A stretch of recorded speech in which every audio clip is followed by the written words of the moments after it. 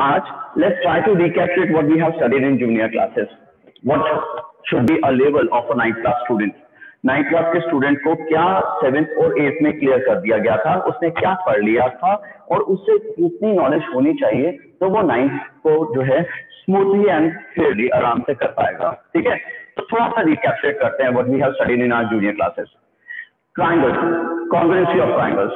I have right now said that this is what we are talking about. We are going to talk about in this chapter is congruency of triangles. We know the sign. No, the sign consists of is equals to equality as well as similarity. ये sign है similarity का, यानी similar भी होने चाहिए और साथ साथ में क्या होने चाहिए, इक्वल भी होते हैं. ये कॉन्ग्रुएंसी का साइन है ना. इसके बेसिक मीनिंग क्या है? कॉन्ग्रुएंसी का मतलब है कॉन्ग्रुएंट होना या यूं कह लीजिए कंसाइडिंग होना. एक के ऊपर एक जब भी कोई चीज जक्स्टापोज की जाती है और उसमें अंतर नहीं पता चलता, कौन बड़ा कौन छोटा, कौन टेढ़ा कौन मेढ़ा, ऐसा नहीं पता चले, तो बिल्कुल अगर जक्स्टापोज कर दी जाए वो चीज तो आइडेंटिकल निकले, उसको हम कॉन्ग्रुएंट कहते हैं. दैट मीन्स हम ये कहना चाहते हैं कि मान लीजिए एक ट्राइंगल है एबीसी और वो ट्राइंगल एबीसी की साइड्स हमारे पास में 3 सेंटीमीटर, 4 सेंटीमीटर और 5 सेंटीमीटर है, मान लेते हैं. ठीक है, एक और ट्राइंगल है हमारे पास में, मान लीजिए DEF और उसकी साइड 3 सेंटीमीटर, 4 सेंटीमीटर और 6 सेंटीमीटर है. सपोज ये दोनों आइडेंटिकल नहीं है, दे आर ट्राइंगल्स. ये भी ट्राइंगल की शेप में है, वो भी ट्राइंगल की शेप में है. ट्राइंगल की शेप तो है लेकिन आइडेंटिकल नहीं है, कॉन्ग्रुएंट नहीं है. क्योंकि अगर हम इसके ऊपर जक्स्टापोज करेंगे, एक दूसरे के ऊपर रखेंगे, तो ये कभी भी एक दूसरे को छुपा नहीं पाएंगे. एक छुपाएगा तो दूसरा जो है वो बाहर निकल जाएगा. यानी हम यूं कह लीजिए जैसे ये हाथ और इस हाथ को ऐसे कर लें तो इन दोनों में कोई अंतर ना पता चले तो हम कहते हैं डेक्स्ट्रापोज हो जाएंगे. तो ये डेक्स्ट्रापोज यहाँ पे नहीं होंगे, एक दूसरे को छुपा नहीं पाएंगे. क्यों? क्योंकि all sides are not equal, right. हाँ, अगर हमारे पास में ये DEF अगर एक और ट्राइंगल होता और इसकी साइड पे 3 सेंटीमीटर, 4 सेंटीमीटर और 5 सेंटीमीटर होती तो हम कहते हैं बिल्कुल ये एक दूसरे को कंसाइडिंग करेंगे, कोइंसिडेंट होंगे, एक दूसरे के ऊपर आ जाएंगे. तो इस केस में ट्राइंगल ABC को हम कह सकते हैं इस congruent triangle DEF. Now what does this congruency means? Congruency का मतलब क्या है उसकी बात करते हैं. कॉन्ग्रुएंसी का मतलब ये हुआ कि जब हम कह रहे हैं triangle ABC is congruent triangle DEF, so simply we mean that angle A should be equal to angle D. Corresponding parts are equal. You must have heard this CPCT also. आपने पढ़ा होगा जूनियर क्लास में कि CPCT लिखते थे. What does it mean? What this abbreviation stands for? This stands for congruent parts of or corresponding parts of congruent triangle. Corresponding parts of congruent triangle. तो अगर हम ये कहते हैं triangle ABC is congruent to triangle DEF, so simply means that angle A should be equal to angle D, angle D is equal to angle E, and angle C is equal to angle F है. इसका मतलब ये हुआ कि corresponding angles जो है वो सारे के सारे equal होंगे. साथ ही में corresponding sides because we have 6 elements in a triangle. एक triangle के 6 organs होते हैं या elements होते हैं, 3 angles और 3 sides. तो हम ये कह सकते हैं कि AB जो है वो side AB will be equal to side DE, BC will be equal to EF and AC will be equal to DF. The corresponding sides are equal. So all the corresponding angles, 3 angles are equal to the corresponding angles, and of course all the 3 sides are equal to the corresponding 3 sides of another triangle. Then we say that the triangles are congruent, है ना. And vice versa, अगर ये ऐसा है तो triangles भी congruent हो सकते हैं, होते हैं. ठीक है, इसका मतलब ये हुआ कि हमें यहाँ पे बहुत ध्यान रखना पड़ेगा कि कॉन्ग्रुएंसी की या जो सीक्वेंस है वो हम किस तरह से लिख रहे हैं. हम सीक्वेंस किस तरह से लिख रहे हैं ये हमें देखना पड़ेगा. इसका मतलब ये है कि जब हमें ये स्टेटमेंट दी जाए कि triangle ABC is congruent to triangle DEF और दूसरे स्टेटमेंट में हमें कहा जाए कि triangle ABC is congruent to triangle EDF, तो इसका मतलब टोटली डिफरेंट है. है ना। DEF ट्राइंगल को हम EDF ट्राइंगल, FED ट्राइंगल या किसी भी नाम से जानना जा सकता है, इसको कह सकते हैं अपन। लेकिन जब हम कॉन्ग्रुएंसी का साइन लगाते हैं तो हमें सीक्वेंस में दूसरे वाले ट्राइंगल की भी ऑर्डर को ध्यान रखना पड़ता है, क्योंकि देखिए ना, अगर ट्राइंगल ABC और ट्राइंगल DEF कॉन्ग्रुएंट होंगे तो इसका मतलब वो ये हुआ कि angle angle A equals to angle D, लेकिन उस ट्राइंगल की कॉन्ग्रुएंसी नहीं है। ट्राइंगल ABC को जब हम ट्राइंगल EDF के इक्वल कहते हैं तो इसका मतलब ये हुआ कि एंगल A और एंगल E इक्वल है। क्यों? क्योंकि हमने कहा कि कॉन्ग्रुएंट पार्ट्स या corresponding parts of congruent triangles are equal. Corresponding parts, अब करस्पॉन्डिंग पार्ट्स कौन से हैं? अगर ट्राइंगल ABC है और ट्राइंगल DEF है और अगले स्टेटमेंट हम कर रहे हैं triangle ABC and triangle EDF, तो इसका मीनिंग टोटली चेंज हो चुका है कि अब AB जो है वो DE के इक्वल नहीं है, या यूं कह लीजिए, सॉरी इस केस में तो ये ED है या DE है, एक ही बात है ना। चलिए दोबारा से, साइड BC जो है इसका मतलब साइड EF के इक्वल है, लेकिन इस केस में अगर हम देखें साइड BC जो है वो DS के इक्वल होनी चाहिए। BC will be equal to DS, and of course these two segments are totally different. This is what we have studied in our junior classes. हमने ये 7th 8th में पढ़ा हुआ है, लेकिन फिर वापस से ये याद दिलाऊंगा कि 9th क्लास में अगर हमारा बेसिक क्लियर है तो बहुत अच्छा है, अगर नहीं तो कोई दिक्कत नहीं है। We have plenty of time, इतना सिलेबस नहीं होता, हम जूनियर क्लासेस में जो पढ़ा है उसको रिवाइज करके भी आगे बढ़ सकते हैं, है ना। इस चीज की गलती नहीं होनी चाहिए किसी भी स्टूडेंट की कि उसको दोनों स्टेटमेंट में डिफरेंस ही समझ में ना आए। Triangle ABC is congruent to triangle, suppose it says PRQ. Triangle ABC is congruent to triangle PRQ. Suppose he says ये दो ट्राइंगल कॉन्ग्रुएंट है, इसका मतलब PRQ जब वो बोल रहा है तो ये PQR नहीं हो सकता, ये अलग अलग चीजें हैं, दोनों अलग चीजें हैं। क्यों? क्योंकि जब हम देखते हैं कि अगर ट्राइंगल PRQ बोला गया है तो angle A will be equal to angle D, angle D is equal to angle at R and angle C is equal to angle at Q। ठीक है, corresponding angles are equal, corresponding angles are equal. Similarly, the corresponding sides are equal. अगर AB है तो बिल्कुल AB है तो वो पक्का कौन सी साइड के इक्वल होगी? इसकी PR साइड के, बिल्कुल सही है। इसको अगर हम BC कहते हैं या BC जो साइड है वो किसके इक्वल है? वो QR के या आप RQ के इक्वल कह सकते हैं। AC साइड जो है, अब चेक कीजिए, AC side AC will be equal to PQ। तो ये चीज बिल्कुल बेसिक है जो 7th और 8th में पढ़ी है। अगर हमने इसको क्लियर नहीं किया है तो हम आगे नहीं बढ़ सकते। और देखिए कॉन्ग्रुएंसी ऑफ ट्राइंगल्स भी A+B होल स्क्वायर जैसा ही है।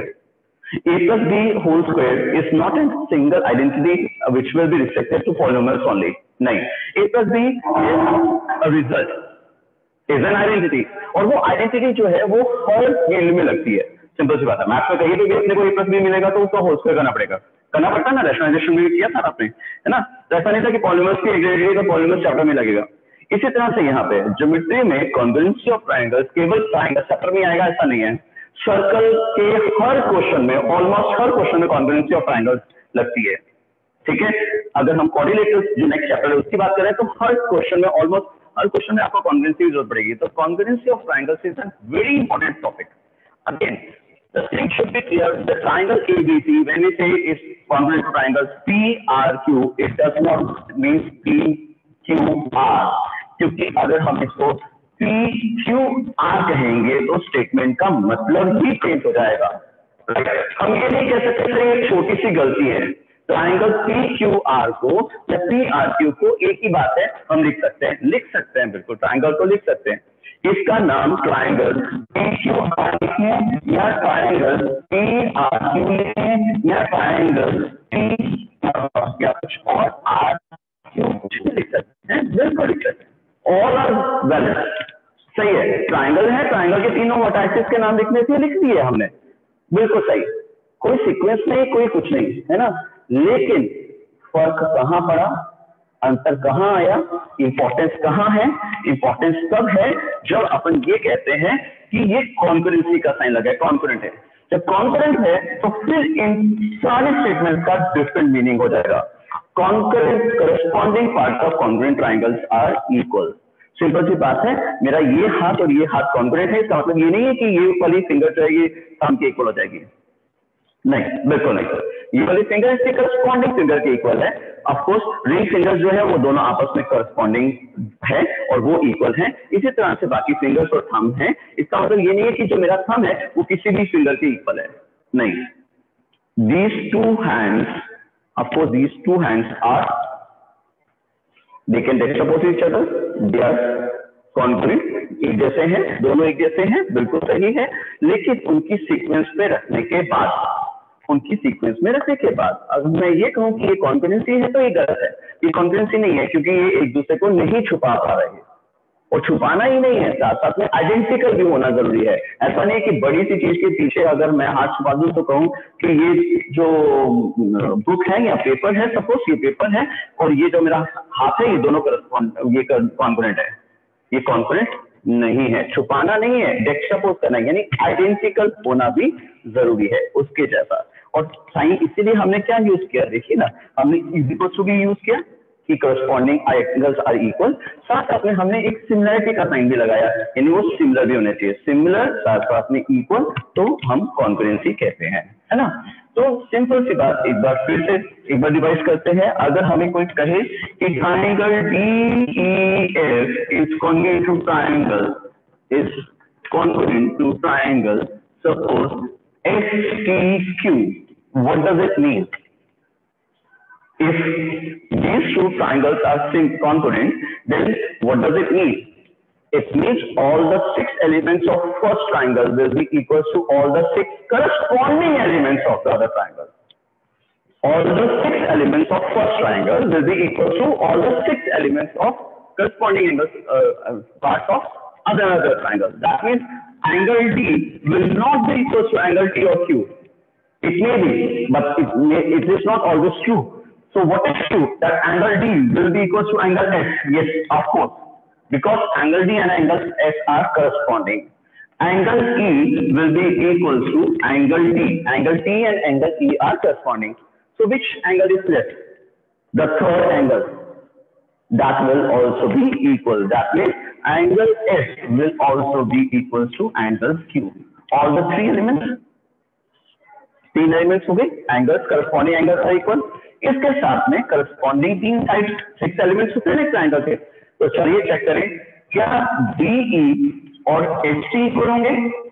हाँ, DE और HT इक्वल होंगे। वो TQ के या SQ के इक्वल हो या नहीं हो, ये हो सकता है दोनों इक्वल ट्रायंगल हो, करस्पॉन्डिंग हो, ऐसा कुछ हो तो जरूर हो सकता है, कॉन्ग्रुएंट हो तो। लेकिन DE हमेशा ST के इक्वल होगी। ES किसके इक्वल होगी? चेक कीजिए, बिल्कुल PQ के। और अगर हम DS कह रहे हैं तो DS इक्वल होगी किसके?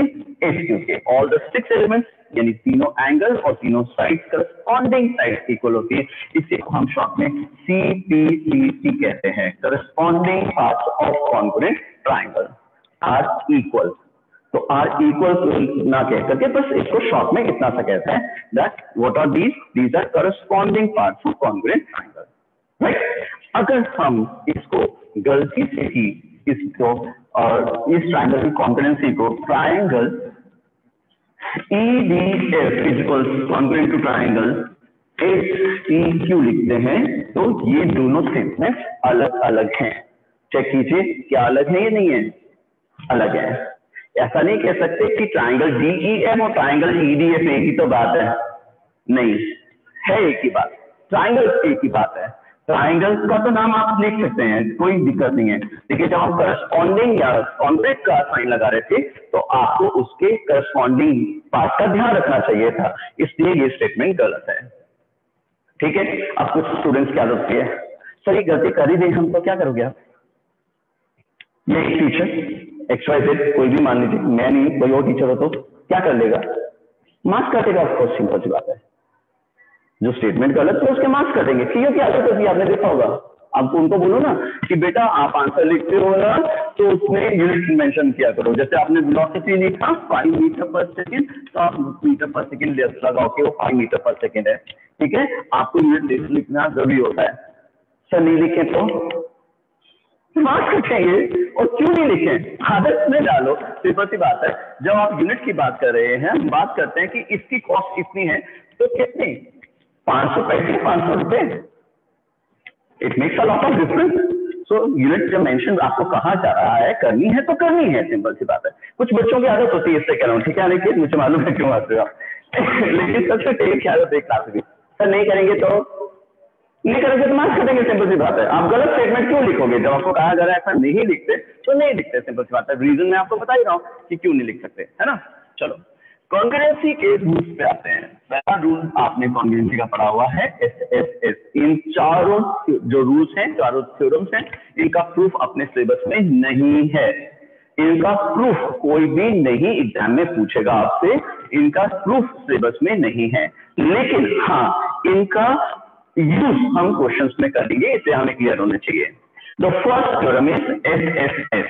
SSS stands for side side and side, है ना, साइड साइड साइड।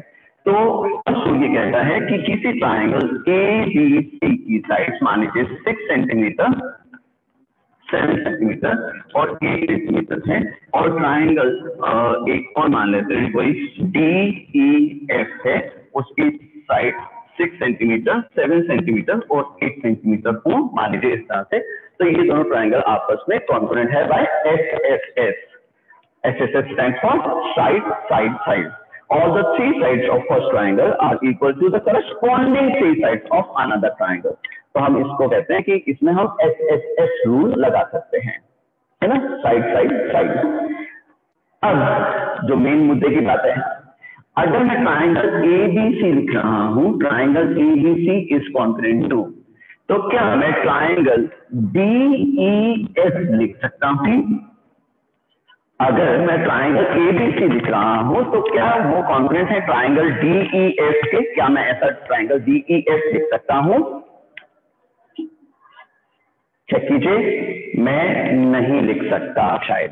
देखो क्यों?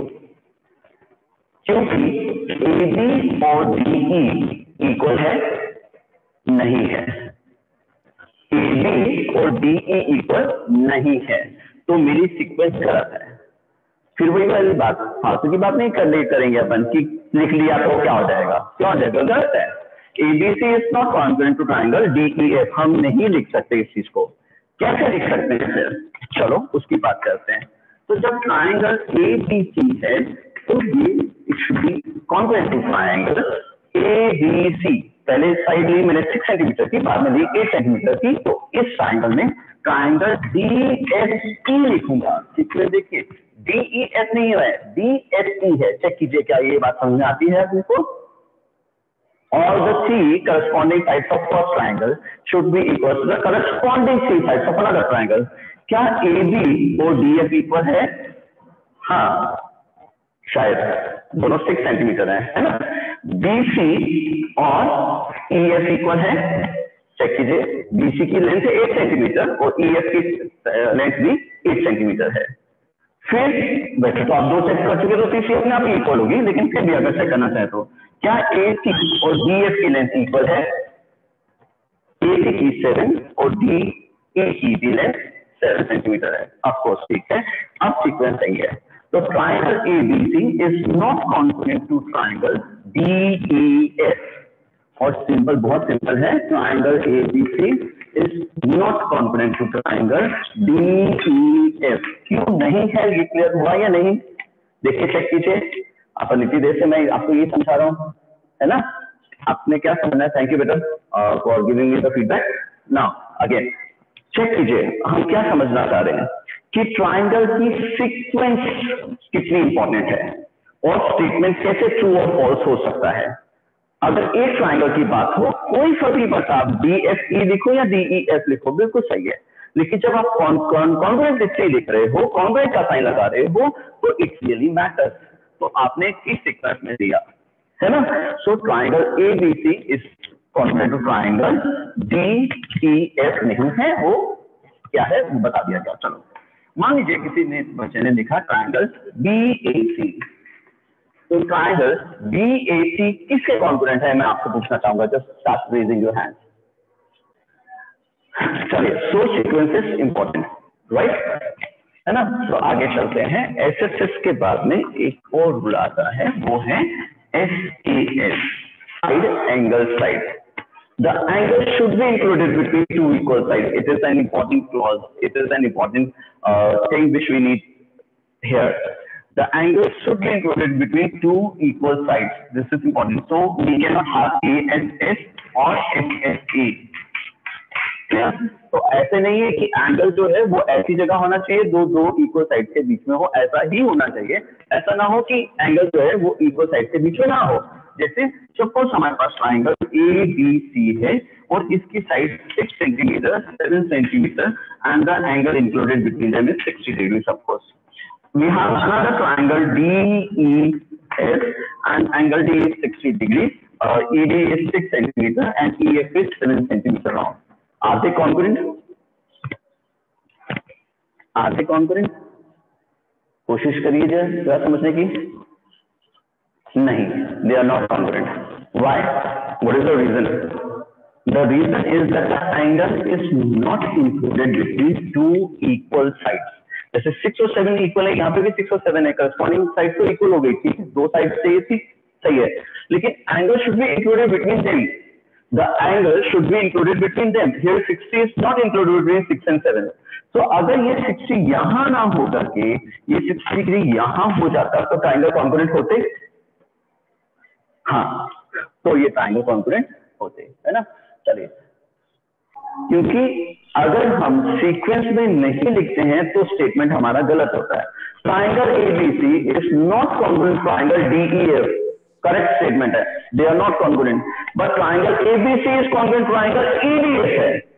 चेक कीजिए, है ना, sequence is important. So the angle should be included between two equal sides.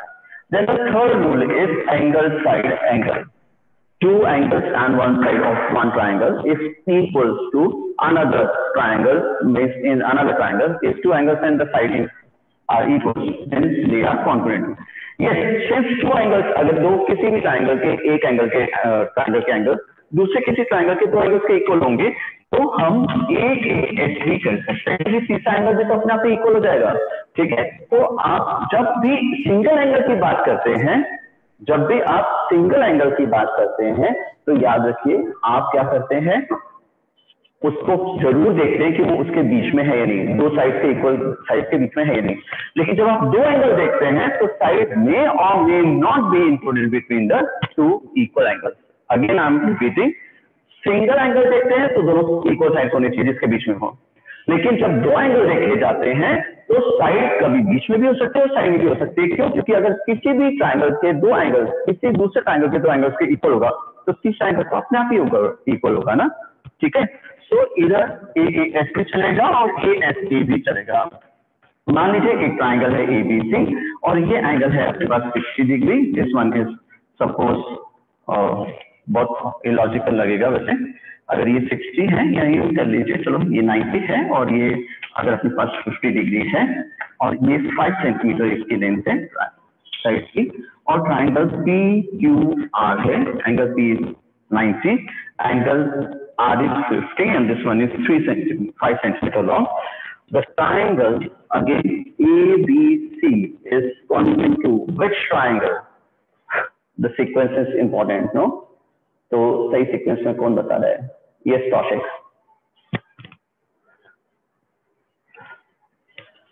Kaushik बोले बेटा। Hello. हाँ, yes बेटा। Are they congruent? ABC is congruent. Yes sir. Yes sir, they are congruent. Okay. Which two triangles are congruent बेटा? Sir, ABC is congruent to PR. Sorry. ABC is congruent to PRQ. इस congruent triangle PRQ। अब कौशिक ने बहुत simple सी बात कही कि angle A जो है वो एंगल P के इक्वल है, और एंगल बी जो है वो एंगल आर के इक्वल है, तो सीक्वेंस ए बी है तो वहां पे भी पी आर होनी चाहिए ना, corresponding parts of congruent triangles are equal. You are getting it, my thing, I suppose it should be clear. No, now the fourth and the last one, which one is that?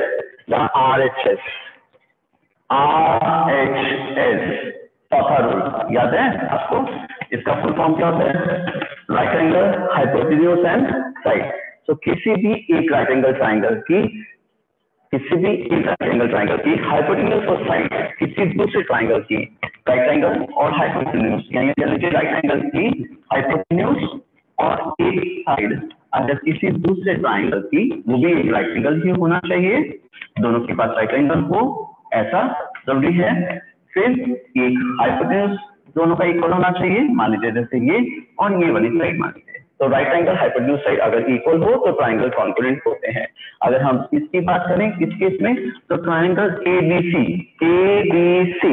Is congruent to triangle PQR. Check कीजिए क्या मैंने sequence से लिखी है. Triangle ABC is congruent triangle PQR तभी corresponding sides of angles equal होंगे. Check कीजिए जो बीसी है that will be equal to QR और जो हाइपोटेन्यूज एसी है वो पीआर के इक्वल है. AC and PR equal. इसको हम कल कंटिन्यू करेंगे बेटा, ठीक है. याद रखिएगा आपका concurrency is an important part, sequence is very important. So see you tomorrow.